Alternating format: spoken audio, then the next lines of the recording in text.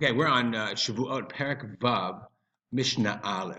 So our Mishnah is now going to turn to an entirely new category of Shevuot called Shevuot, Shevuat Hadayanim, Shevuot Hadayanim, Shevuot that are imposed by Dayanim, by judges. Meaning, until now we've discussed all kinds of Shevuot that our person takes upon himself. Shevuat Bitur, Shevuat Ha'idut. Okay, that a person comes along and says, "I don't have your testimony. I don't know." Or it comes along and says, "I take an oath that I'm going to do this or I'm not going to do that." But now we're going to talk about Shevuot, about oaths that are imposed by judges. Okay, and essentially, we're going to talk about three specific types. So this is also based on the Kahati, the introduction of the Kahati, which is of course incredible. So he says there are three types and then subtypes. The first one, if you talk about Shevuot, the Dayanim, these are Shevuot that Beit Din is Mechayeh, Beit Din imposes. Okay, that come from Beit Din, from the court, not from the person himself. And there are three types. One is a Shevuot de Oraita. Okay, but these are Shevuot in the Torah. That the Torah says that in these specific cases you have to take a Shevuot. One of them is Moda B'Miksat. Moda B'Miksat is what we're going to talk about in our Mishnah, where a person says, "Listen, you owe me $100," and the guy says, "I don't owe you 100. I owe you 50." So the Mishnah says, since a person admitted to part of it, where the Gemara says we're afraid, the Torah is afraid that he's denying some of it because he really owes the money, whatever. But in case of Modeh B'Miksat, partial admission, there's a Shevuot D'Oraita. The second one is Eid Echad Me'id Kenegdo. Remember, we know that if two witnesses say you owe $100, you owe $100. But if one witness says you owe $100, one is not enough. So in that case, if there's one witness, the person has to take an oath denying it. And the third one is Shevuat Shomrim, the oath taken by someone who is a Shomer, who is a watchman, and that we're going to discuss in the coming Mishnayot. That's Shevuot D'Oraita. Okay, the second kind is Shevuot D'Rabbanan, certain types of oaths where the Chachamim tiknu Chachamim ke'en D'Oraita, where the Chachamim impose a Shevuah, even though the Torah doesn't obligate you, the Chachamim did. And the third kind of Shevuah is called a Shevuat Hesed. Shevuat Hesed is, the Chachamim said, really you're exempt from a Shevuah, but Chachamim said, no, you have to take a Shevuah because for whatever reason, Chazal felt it was important for a person to take an oath, and that our denial is not good enough.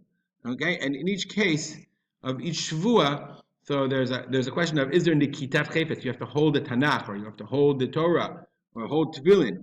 Okay, so in the first two, the Shevuot D'Oraita and D'Rabbanan, there is Nikitat Chefetz. In Shevuot Hesed, there is not Nikitat Chefetz. So we'll see these as we look in the Mishnah. So remember, we said the first kind of Shevuah is a Shevuat Hadayanim. The D'Oraita is what we call the Moda B'Miksat. The Bartanura says this here. Okay, he says there's a long commentary on the Bartanura. Okay, he says Shlosha minei Shevuot D'Oraita v'lo yoter. There's only three kinds of Shevuot, as we said. Moda B'Miksat Hatana, a person who partially admits to a claim. Misha Eid Echad Me'id Kenegdo. Okay, a person who has one witness testifying against him. Ushvuat Hashomim, and all of the rest are Takanat Chachamim Ke'ein Shel Torah. Okay, so the Mishnah. So the first Shevuah we're going to talk about is Moda B'Miksat. So Shevuat Hadayanim, what is one kind? Hata'ana Shtei Kesef v'Ha'oda'ah B'Shaveh Pruta. So you have to have a ta'ana, you have to have a claim that's valued of 2 kesef, and the admission has to be at least a Shaveh Pruta. I mean, you owe me 2 kesef, and the guy says, "What do you mean only 2 kesef? I owe you. I don't owe you. We'll see in a second. I don't owe you. I don't owe you that much. I owe you 1 kesef." So that's Moda B'Miksat, and then you have a Chiyuv Shevuot D'Oraita. V'im ein ha'hoda'ah mimin hata'ana. But if the hoda'ah, the admission, is not from the same type as the claim, patur. Okay, then you're exempt. Keitzad. What's an example of this? Shtei kesef libi adecha. Interesting. The guy comes and says, "You owe me. You have 2 of my kesef." And the guy says, "What are you talking about? I don't have in your hand. I only have a pruta." So in this case, the Mishnah says you're exempt. So the question is, why are you exempt? Didn't we just say ta'anash tekes kesef hoda ashav pruta is chayab? So why is this patur? So we'll look at the Bartanura, and then the Kahati is going to explain something interesting. The Kahati says here, "Ein ha'hoda'ah mimin hata'ana."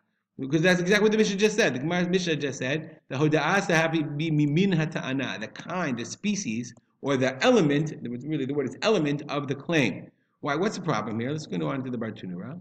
Shezeh ta'ano kesef, v'zeh hodalo nechoshet. Remember, he said, "You owe me. You have 2 sel of kesef. V'davka shelo ta'ano ela mishkal shtei ma'ot o yoter."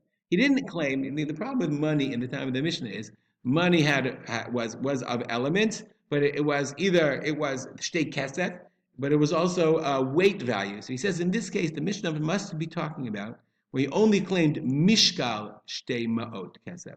Okay, the weight of 2 ma'ot of silver. Okay, and so what did the guy claim back? So let's look at the Mishnah.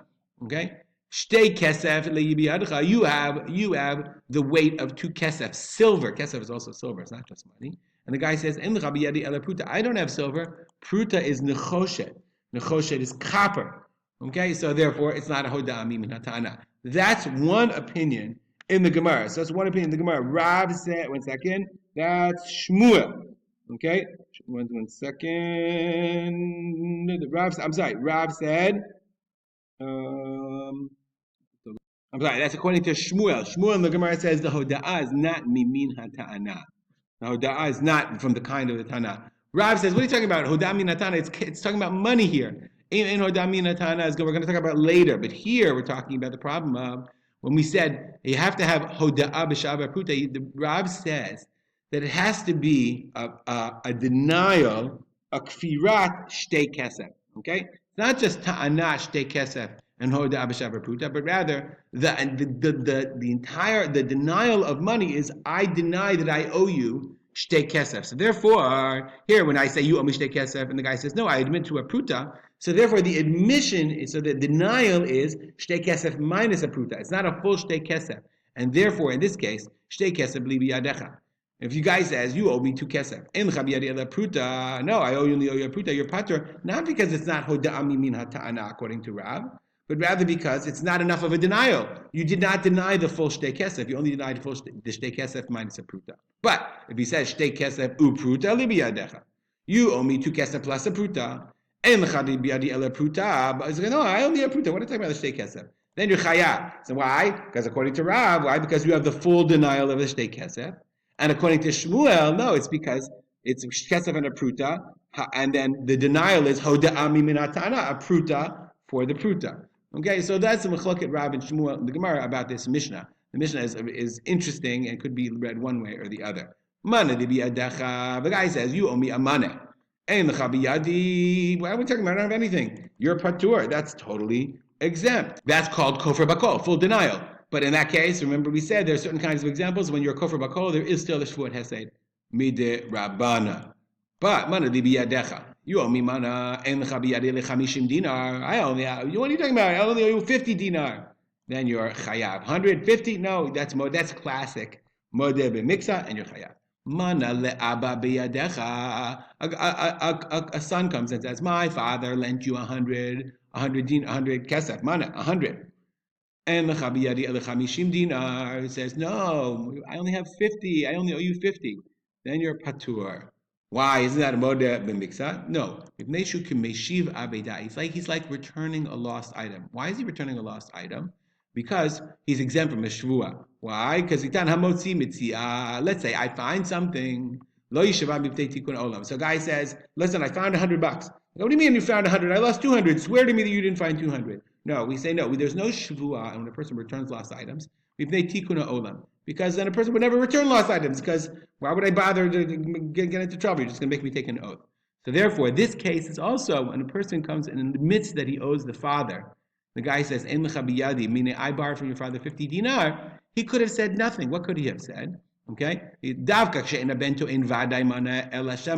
son is not coming and saying, "You owe me if I know my father lent you." He'd be saying, "Did my father lend you?"